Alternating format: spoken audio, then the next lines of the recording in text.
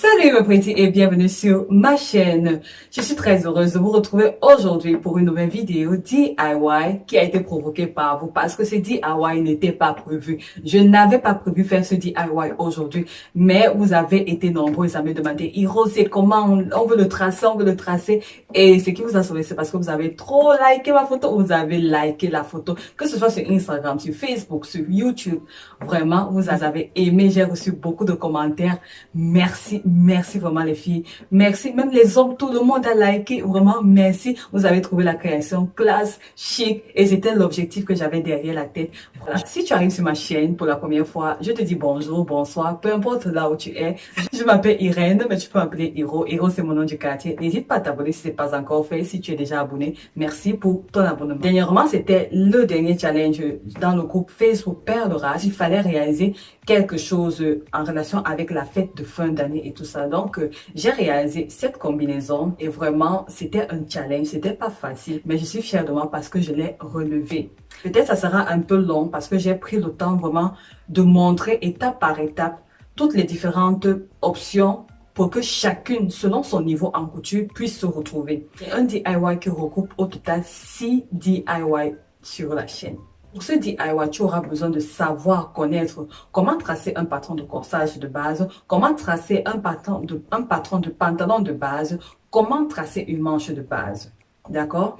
Et ensuite, pour avoir l'effet portefeuille, tu devras avoir au moins une idée de comment réaliser une robe portefeuille, juste pour avoir cet effet portefeuille, pas toute la robe, juste cet effet. Et aussi, comment réaliser un blazer. Pas le blazer, mais comment dessiner le col du blazer pour avoir cet effet col châle. Et comment réaliser une découpe princesse. Peu importe la découpe, soit celle au niveau de la découpe bretelle ou avec la découpe au niveau de la manchure, c'est pareil. C'est tout ce qu'il y a dans la création. Je te vois déjà trembler. Ne tremble pas. C'est rien. Il n'y a rien dans ce DIY. Je vous dis, c'est facile comme bonjour. Pour celles qui savent déjà réaliser les découpes princesses, vous allez voir. Il y aura juste deux choses à bouger. Tu bouges là, tu ajoutes là, tu fais comme ça, tu descends là. Bam, et c'est terminé. En 2 minutes c'est même trop, en 1 minute, vous aurez à tracer cette partie du haut et c'est terminé. Donc c'est cette partie du haut qui est très importante. Et j'ai une petite surprise pour la fin parce qu'il y a un secret qui se cache derrière ma création et je pense que vous aimeriez le savoir. C'est une petite anecdote et on verra ça après. Je vais vous raconter cela après. Voici mes patrons miniatures, le corsage de base, le pantalon de base et la manche de base. Notre combinaison est un mélange du haut et du bas, c'est-à-dire un haut et un pantalon. Donc nous allons considérer la taille, c'est-à-dire de l'épaule jusqu'à la taille, mais ça ne sera pas au niveau de la vraie taille, au niveau du nombril, mais au-dessus. On va remonter de 5 cm. Minimum 4 cm, maximum 5 cm. Donc, la taille va s'arrêter à 5 cm du nombril. Très important. Vous allez prendre le patron de base comme ceci et soustraire 5 cm vers le haut.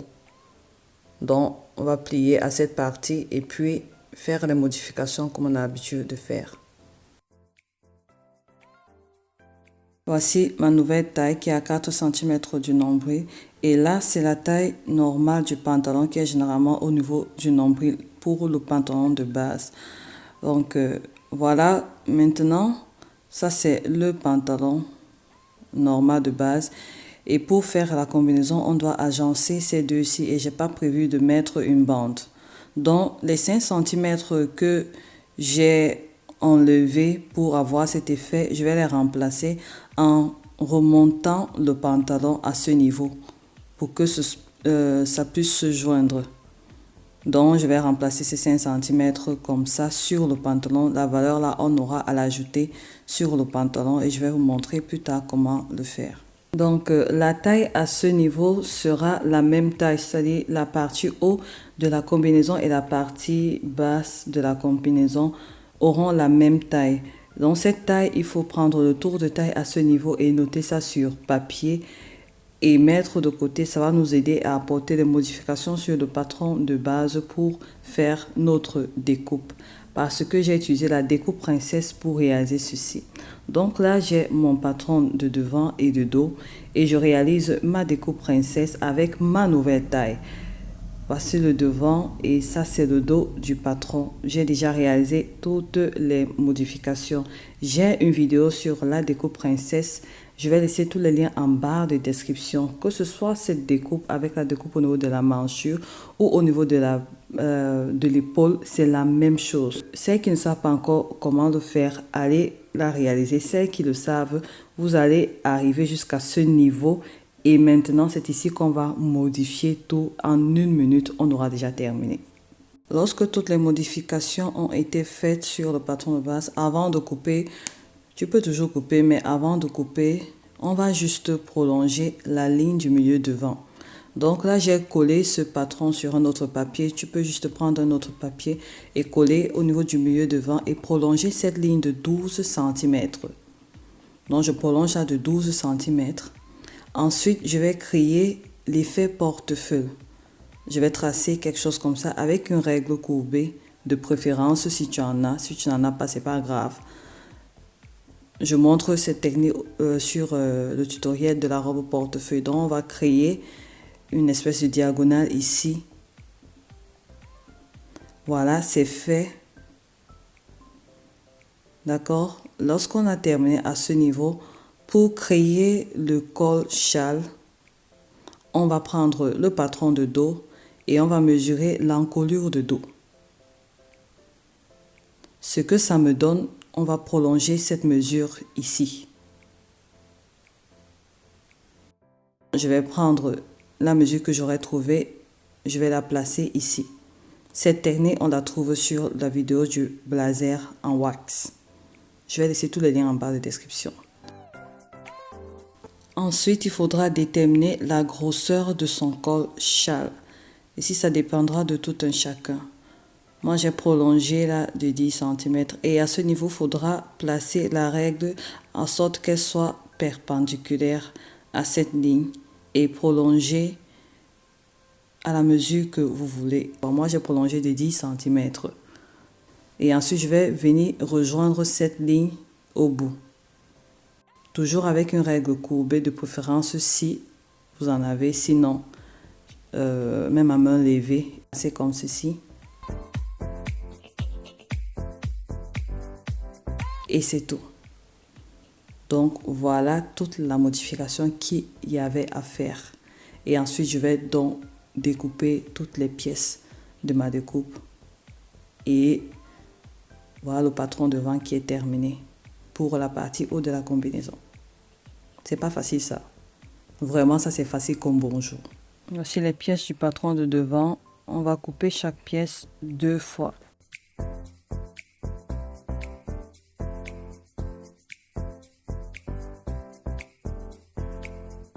Concernant la pièce d'eau, je vais aussi couper comme ceci, comme on a l'habitude de faire. J'ai choisi une découpe au niveau du dos, ce qui n'est pas obligé. Tu peux laisser en découpe simple. Ça dit juste avec la pince de dos, c'est faisable. Donc voilà, j'ai rajouté les valeurs de couture de chaque côté. Donc rajouter 1 cm de valeur de couture. Au niveau du milieu dos, ça sera la fermeture qui sera là. Et voilà, mettre la légende, rajouter l'écran comme on a l'habitude de faire. Et le haut du patron est terminé. Maintenant, nous allons passer au niveau du bas de notre combi. Pour le bas de la combinaison, il faudra prendre les 2 patrons de pantalon de base et les recopier sur un autre papier comme ceci. Et ensuite, on va rajouter cette partie qui manquait au niveau de la taille. De mon côté, c'était 5 cm, donc ça dépendra de chacun. J'ai dit minimum 4 cm. Donc, je vais rembourser ces 4 cm à ce niveau. À partir d'ici, tout le long, je vais prolonger de 5 cm. Donc, la valeur que tu auras choisie, qui te sera convenable, tu la prolonges là. En fait, on la rembourse juste pour pouvoir joindre ce bas au niveau du pantalon. Et c'est tout. Donc, je fais pareil pour le dos et ainsi que pour le devant du pantalon.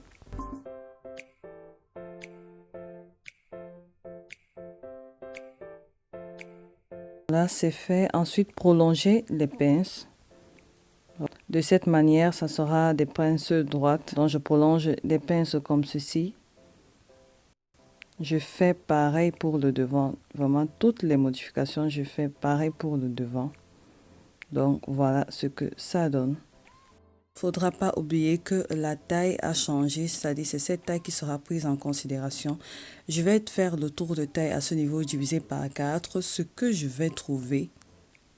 Je vais mesurer à ce niveau et je vais comparer les mesures. Avant de comparer les mesures, il faudra fermer la pince parce que lorsqu'on va coudre les pinces, on doit retrouver notre taille à ce niveau. Supposons que le tour de ma nouvelle taille divisé par 4 est égal à 15 cm par exemple. Je vais prendre le mètre bas et mesurer cette partie. Si par exemple je trouve 14 cm, ça veut dire que j'ai un manquant de 1 cm pour que ça me fasse 15. Donc ces 1 cm, je vais les diviser par 2 que je vais départager les deux côtés de chaque pied de pantalon, que ce soit pour le devant ou pour le dos. Et là, c'est OK. Ces modifications seront à faire sur papier avant de couper. Bon, là, j'avais déjà coupé, mais il faut d'abord faire sur un autre papier avant de couper. Et ensuite, à cause de cette courbe et nous avons rajouté les pinces, je vais corriger cette partie. Comme je fais souvent lorsque je corrige les pinces au niveau de mon corsage, je plie souvent comme ceci, c'est-à-dire je fais rencontrer les deux pieds de pince entre elles et je vais regarder au niveau de la courbe s'il y a un débordement, je vais la corriger, je vais rattraper la ligne.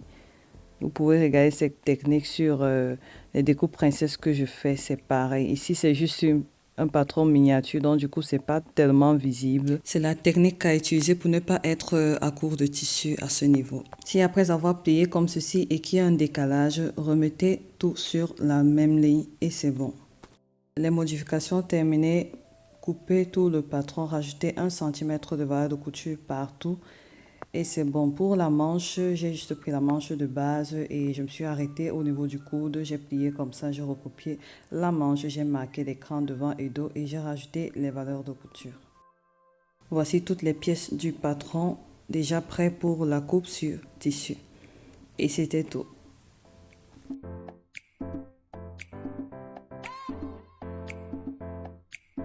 Sache que même si tu ne sais pas encore réaliser une découpe princesse, juste avec ton patron de base, tu peux arriver au même résultat. Donc j'ai préparé quelques illustrations juste pour te montrer les étapes.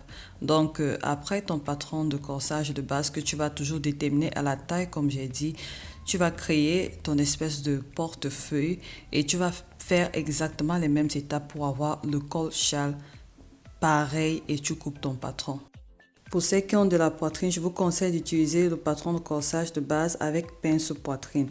Pareil, pour que ça cintre bien au niveau de la poitrine. Donc, vous allez faire toujours les mêmes étapes. Créer le portefeuille et ensuite créer le col châle. Les mêmes étapes, vraiment la même chose. Ensuite, lorsque vous aurez déjà le niveau de la découpe, vous allez juste créer la découpe. Regardez comment c'est facile. Donc, c'est le même processus, peu importe la découpe, le processus reste le même. Donc, entraînez-vous. Ceux qui n'ont pas encore ce niveau, vous commencez petit et vous allez évoluer. Pareil, on arrive au même résultat. Donc, la technique reste la même. Comme j'ai transformé le patron et vous l'appliquez n'importe où. Donc, chacun selon son niveau en couture, vous allez arriver au même résultat. Et celles qui maîtrisent déjà leur découpe, vous avez vu en 1 minute et demie, tout est déjà terminé. Donc ce que je voulais vous montrer, j'ai vraiment voulu penser à tout le monde. Bref, celles qui maîtrisent au moins déjà le patron, vous pouvez vous faire votre combinaison et être si jolie dans votre vêtement. Et ici, ça laisse le choix à tout un chacun, juste une découpe simple ou une découpe avec cette espèce de portefeuille ou alors une découpe et rajouter le col châle. La fermeture, elle va traverser tout le dos et va arriver jusqu'au milieu du bassin. Vous pouvez choisir de faire un dos simple, juste avec la pince de taille, comme j'ai dit un peu plus précédemment, ou alors un dos avec des coupes et après mixer les tissus comme vous voulez. Vraiment, ici, c'est la créativité, chacun sort son design. Et ici, la fermeture va passer au niveau du col. Pour ceux qui ne veulent pas de combinaison, c'est trop compliqué, vous pouvez faire 2 pièces. Vous appliquez juste la formule de la robe portefeuille, comment est-ce que je la fais? Vous faites pareil pour le haut et le pantalon, vous le cousez tout simplement. Pour celles qui n'aiment ni les pantalons ni les combinaisons, vous avez le choix avec des robes. C'est la partie du haut qui est très importante. Vous maîtrisez ça et après vous ajoutez tout ce que vous voulez en bas. Plissée, évasée, courte, longue, droite. Bref, vous faites tout ce que vous voulez. Donc, c'est ce que je voulais partager avec vous. Et maintenant, je vais vous montrer mon secret. Donc, le secret dont je tenais à vous dévoiler derrière la création, c'est que j'avais un autre modèle en tête. Je l'avais testé et il paraissait, c'était toujours une découpe princesse, mais elle était trop simple. Donc, je n'avais pas eu de difficulté à la réaliser. Donc, pour moi, c'était pas un challenge. Je me suis dit, Irène, c'est censé te challenger, tu es censé transpirer. Je ne transpirais même pas. C'était encore vraiment comme un jeu d'enfant. Donc, du coup, j'ai dit non, il faut que je cherche quelque chose qui va vraiment me faire grandir. Et là, j'ai trouvé ce modèle, mais je savais pas comment le couper. Franchement, je n'avais aucune idée et je n'avais aucun repère. Donc, du coup, je suis rentrée en moi-même. Ok, j'ai dit bon, et là, il faut qu'on réfléchisse. Mais lorsque j'ai trouvé la solution, je me suis dit, mais c'est pas compliqué. La solution, elle était visible, elle était là. Et j'ai pensé au DIY du blazer pour le col châle. J'ai pensé à la robe au portefeuille. Et puis, je me suis dit, mais en effet, c'est ça. Il faut juste que je prolonge. Là, je fais ça, je fais ça. Et c'est lorsque je l'ai fait, j'ai crié, j'ai dansé. Mais je me suis dit, mais c'était tout ça. Donc, c'est ce qui s'est passé. Et après, j'ai coupé donc ma création sur le tissu. Le truc, c'est que je n'avais pas assez de tissu. Donc, j'étais vraiment très juste avec le tissu. J'ai tout coupé. J'ai commencé à assembler. Mais arrivé après, je me dis, mais où est-ce que je vais placer ma fermeture? Lorsque je cousais, j'avais prévu des poches invisibles, donc j'avais pas mis les poches italiennes, rien.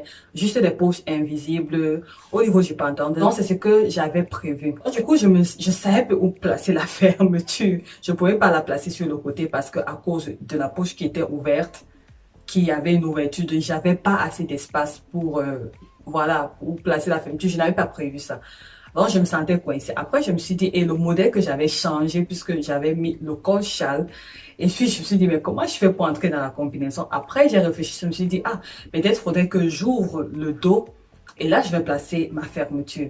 J'ai ouvert le dos, donc avec le découvert, j'ai détaché parce que je vous rappelle que j'avais à tout terminer. Bon, pas tout terminer. Le haut, il fallait juste assembler le haut et le pantalon, le haut et le bas. Donc, j'avais mis ma double tout. Donc, finalement, j'étais obligée de tout détacher pour placer la fermeture. Donc, il fallait détacher et le tissu principal et la doublure. Donc, j'ai tout détaché. Mais c'était déjà joint. Et puis, je me demande, bon, comment est-ce que j'entre à l'intérieur? J'arrivais pas à entrer. Il fallait me voir. J'étais comme ça, j'arrivais pas à entrer. Il me restait un jour pour le challenge. Donc, j'arrivais pas à entrer à l'intérieur. Je dis, mais comment est-ce que je fais pour entrer ici, là? Je peux pas mettre la fermeture sur le côté. Je peux pas mettre la fermeture devant parce que j'ai cet effet portefeuille que je devais fermer. Je devais fermer. Où est-ce que je mets dans ma fermeture? Donc, j'étais coincée, je savais plus quoi faire. Après, finalement, j'ai une idée. J'ai dit, ah oui, je dois sûrement tout détacher pour placer la fermeture aussi au niveau du col pour que je puisse ouvrir facilement toute la combinaison et la porter et basta. Donc, c'est ce que j'ai fait. J'ai encore pris mon découvert. J'ai détaché tout le long et je me suis dit, ok, là, maintenant, c'est bon, je peux placer ma fermeture. Je prends donc ma fermeture invisible. Il faut placer une fermeture invisible, ce sera encore plus joli. Donc, je prends dans ma fermeture invisible, je la place d'abord avec les aiguilles et je me rends compte qu'elle ne suffit pas. Il me manquait environ 6 cm.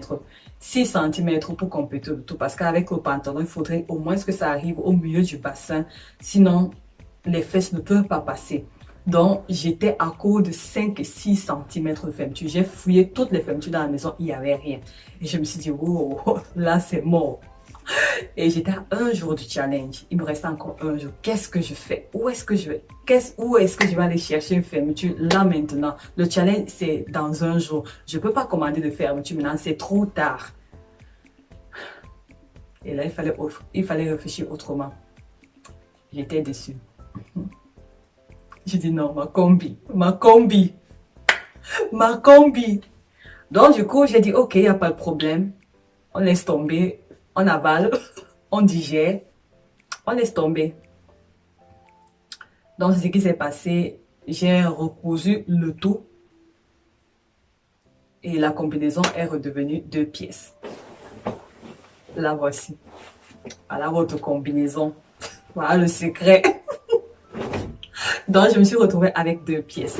Et maintenant, il fallait encore réfléchir comment faire pour que je puisse terminer cette histoire parce que je n'avais plus de tissu. Il me restait juste des petites chutes de tissu comme ça.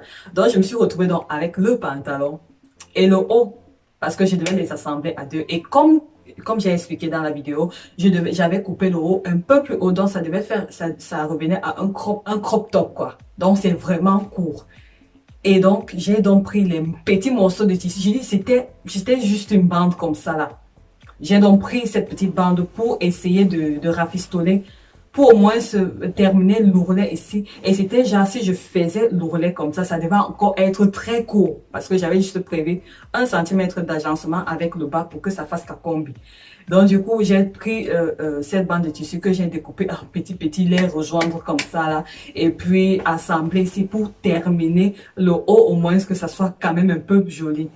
Et le bas, et pour le pantalon, j'ai prévu, je voulais mettre d'abord placer une bande. Je me suis dit, si je place une bande, pardon, ça sera encore très haut, ça sera pas joli. Donc, j'ai pas placé de bande, mais j'ai pu mettre comme ça à l'intérieur. J'ai doublé pour mettre comme ça à l'intérieur et placer ma fermeture invisible. Donc, c'est ce qui s'est passé.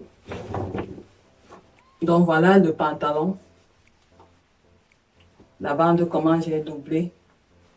Bon, j'ai fait ce genre de bande invisible, c'est aussi pratique. Et le haut, je me suis retrouvée donc avec le haut.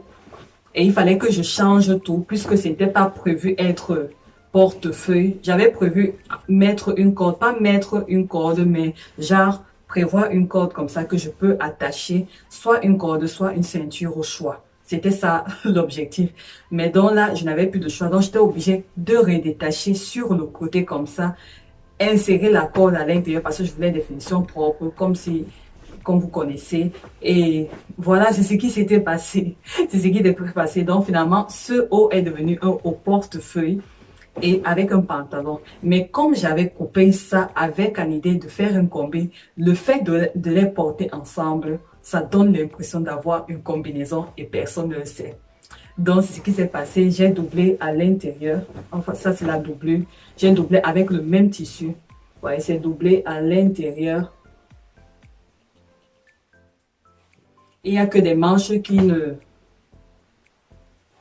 Il n'y a que les manches qui ne sont pas doublées. Le reste est doublé à l'intérieur. Je vais faire une vidéo pour la partie couture. Pour celles qui ne pourront pas attendre la partie couture, je vais essayer de faire ça cette semaine. Mais pour celles qui sont pressées ou pour celles qui peuvent déjà, ici c'est prévu pour la fermeture.